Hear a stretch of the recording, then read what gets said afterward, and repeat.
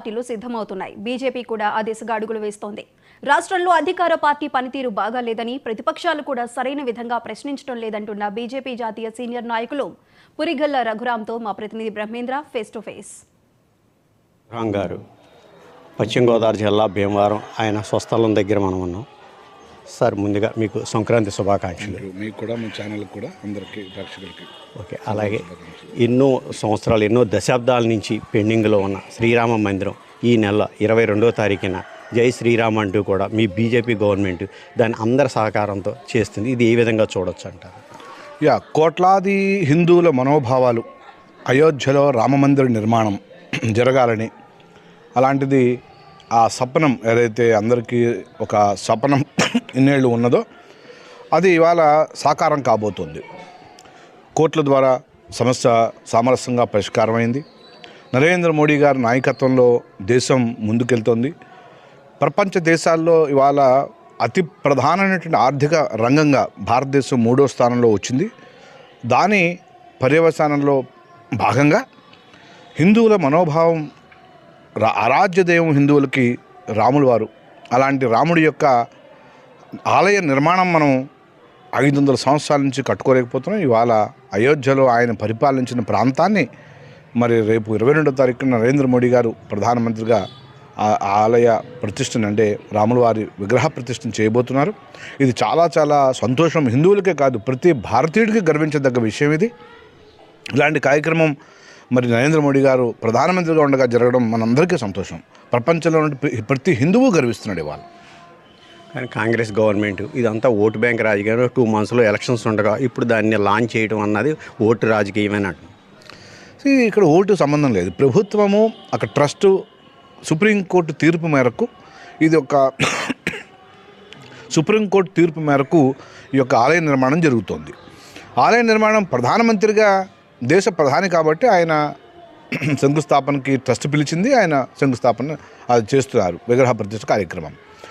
Congress party మత రాజకీయాలు చేసింది కానీ భారతీయ జనతా పార్టీ మత రాజకీయం చేయలే.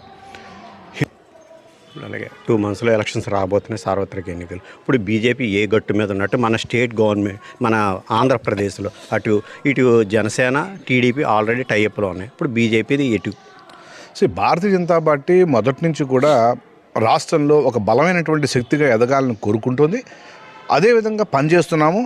గతంలో సోము వీర్రాజు కానీ, అదేవిధంగా అంతకుముందు ఉన్నటువంటి హరిబాబు గారు కానీ, అదేవిధంగా ఇప్పుడున్నటువంటి పురంధేశ్వర్ గారు కానీ భారతీయ జనతా పార్టీని రాష్ట్రంలో ఎలాగైనా సరే ఒక అద్భుతమైనటువంటి శక్తిగా, బలహీనటువంటి శక్తిగా తయారు చేయాలని అహర్నిశలు కృషి చేస్తున్నారు. అదేవిధంగా ప్రతి నాయకుడు, కార్యకర్త కూడా ఈ బీజేపీని రాష్ట్రంలో ఒక బలమైన శక్తిగా, అంటే మేము డిసైడ్ చేస్తాం, మేము ఎవరితో ఉన్నాము, ఎవరితో లేము అనేది ఎన్నికల ముందు తెలుస్తుంది.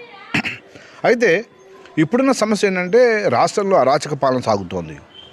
గత ప్రభుత్వం, తెలుగుదేశం ప్రభుత్వం కూడా రాష్ట్రాన్ని అభివృద్ధి చేయలేకపోయింది. 5 సంవత్సరాలు టైం ఇస్తే కేవలము గ్రాఫిక్స్లో రాజధాని చూపించాన్ని మోసం చేశాడు.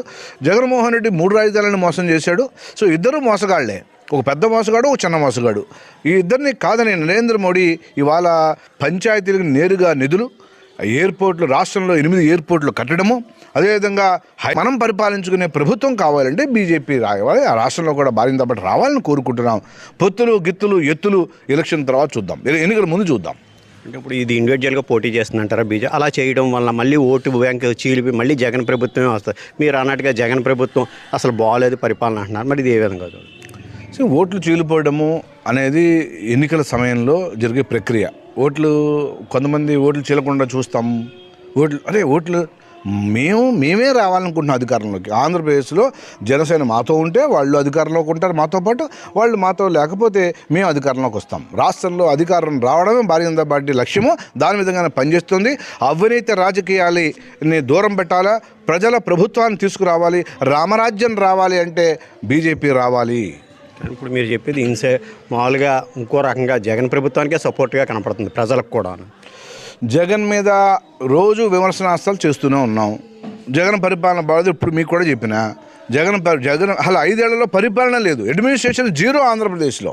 చంద్రబాబు ఉన్నప్పుడు కేవలము గ్రాఫికల్ చేశాడు, ఈయనేమో కేవలము 3 రాజధానులని మభ్యపెట్టి ఏ రాజధాని లేకుండా చేశాడు ఈయన. సంచేత మన రాజధాని, మన రాష్ట్రము, మన అభివృద్ధి చేయాలంటే కేంద్రం ఏ విధంగా అయితే గ్రామాలను అభివృద్ధి చేస్తుందో, ఆ పట్టణాలను అభివృద్ధి చేస్తుందో, అదేవిధంగా రాష్ట్రం అంతా అభివృద్ధి చెందాలంటే బీజేపీ రావాలి. భారతీయ జనతా పార్టీకి ఓటేయమని అడుగుతున్నాం.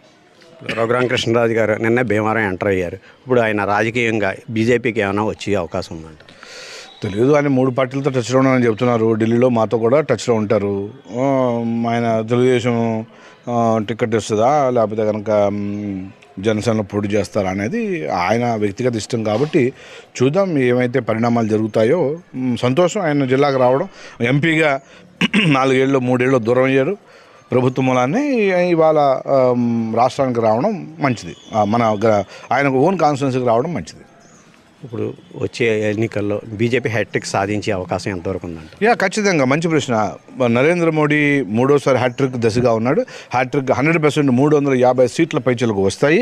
టార్గెట్ 400 వచ్చినా ఆశ్చర్యం లేదు. 3వసారి నరేంద్ర మోడీ హ్యాట్రిక్ కొట్టి దేశ ప్రజలు అందరూ బీజేపీ గవర్నమెంట్లో శ్రీరామ మందిరం ఈ నెల 22వ తేదీన అక్కడ ఇనాగ్రేషన్ జరగడం చాలా సంతోషంగా ఉందని, వచ్చే ఎన్నికల్లో కూడా బీజేపీ హ్యాట్రిక్ పందాలో ప్రజల అభిమానంతో గవర్నమెంట్ స్థాపిస్తుందని పురిగేళ్ల రఘురామ్ గారు తెలియజేస్తున్నారు. కెమెరామెన్ హనుమంతో బ్రహ్మేంద్ర.